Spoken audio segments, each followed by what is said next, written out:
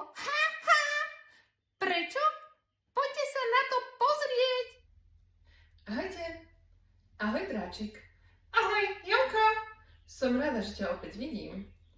Aj ja som veľmi rád, že ťa opäť vidím. Aj vás. Dlho sme sa nevideli. No ale ako sa stretávame, teda ti poviem.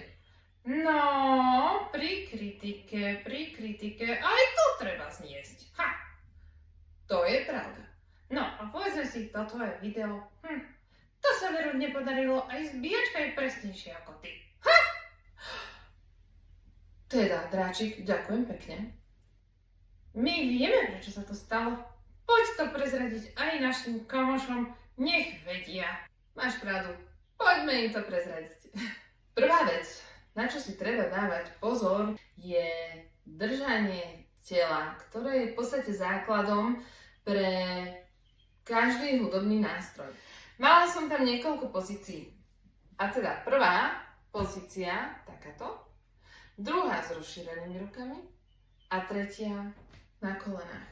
Táto pozícia je tiež trošku nešťastná, a to z toho hľadiska, že svaly opäť veľmi pracujú a tým pádom nemám dostatočne uvoľnené ruky na to, aby som s nimi vedela úplne presne pracovať, ako chcem. Treba si uvedomiť, že keď sme v tureckom sede, tak vždy je jedno koleno vyššie ako to druhé. To tiež má vplyv na presnosť udržania pulzácie. Toto koleno mám nižšie ako toto. To znamená, že táto ruka musí prejsť väčšiu dráhu ako tá druhá.